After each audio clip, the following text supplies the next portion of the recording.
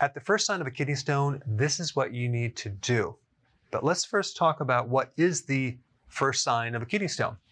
It's usually back pain, okay? Usually on one side, a little bit higher up, could wrap around to the front part. It can also include lower abdominal pain on one side, but not just pain, but a deep, dull, aching sensation. That pain or achiness could also go into the groin because the kidney is connected to these tubes that go right down into the bladder. You can also experience blood in your urine.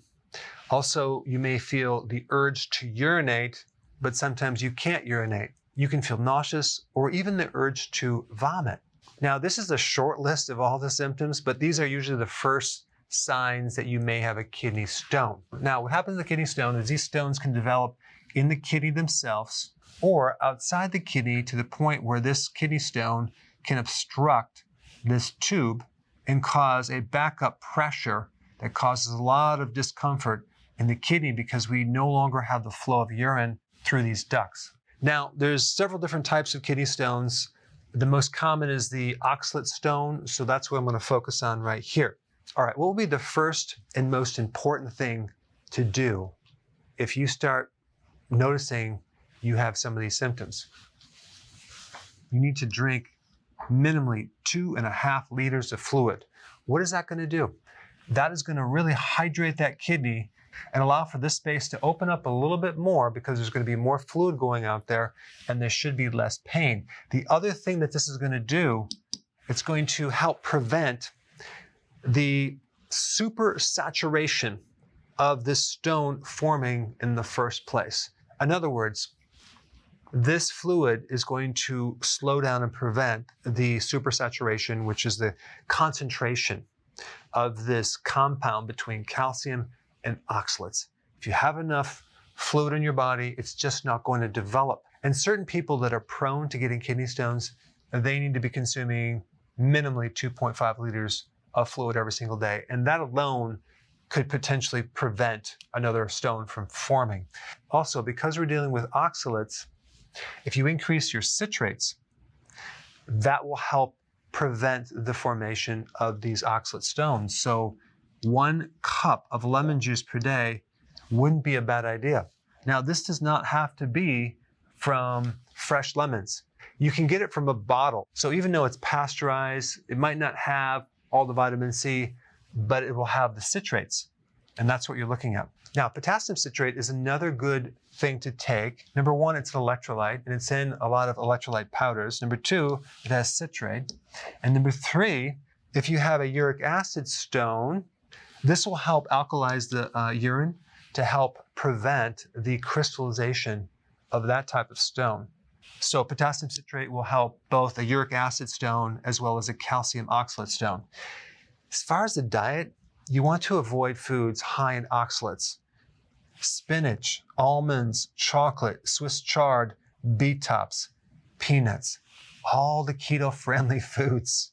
If you happen to consume these foods, a couple things that you could do to prevent the formation of the calcium oxalate stones. Consume some calcium with it. For example, you had a spinach salad.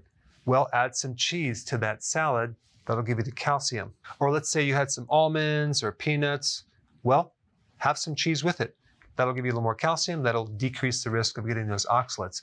Also, the fiber in the spinach and the Swiss chard and the beet tops does have a tendency to reduce the formation of calcium to the oxalates as well. There are also 3 important supplements that can also reduce the risk of getting a kidney stone. The most potent inhibitor of kidney stones would be chondroitin sulfate. Berberine is another great remedy for kidney stones. Not to mention it's good for insulin resistance and a pre-diabetic. Cod liver oil has some really cool things. It has vitamin D, vitamin A, and it has the omega-3 fatty acids. All of those are great in reducing the risk of kidney stones. All right, there you have it. That's a wrap. Hey, before you leave, I just wanted to give you a little quick history on some of the books that I wrote.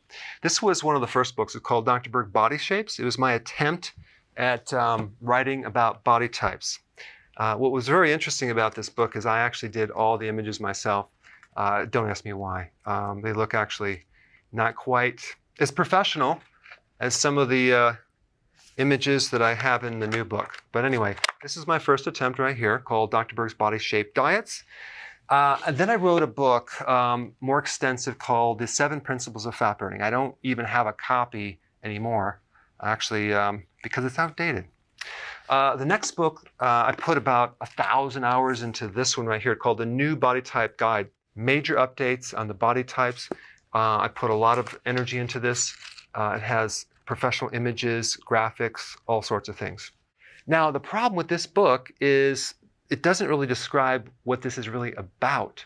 Body types are only a small portion of what's in this book. And that's why I changed the name to the Healthy Keto Plan, okay?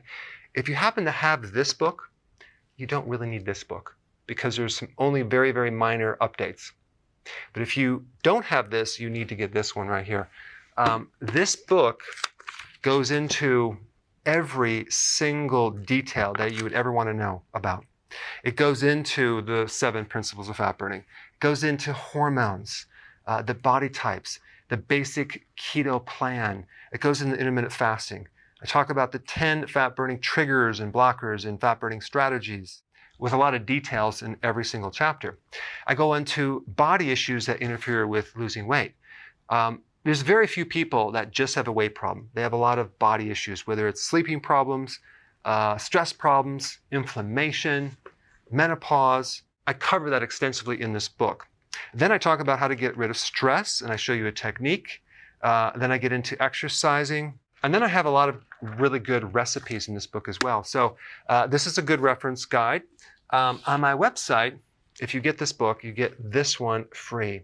It's called Healthy Keto Intermittent Fasting. This is the shortcut, quick guide to this book.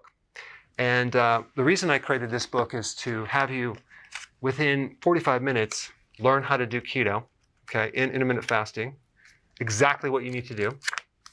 Then you can fill in the blanks with this book right here. So right now I'm doing a special. If you get this book, you get this one totally free, or you can go to Amazon and get these individually. So I just want to clarify the difference between this book and this updated one right here. If you don't have this, you need to get this right here. That way you can get the exact correct information to do it healthily.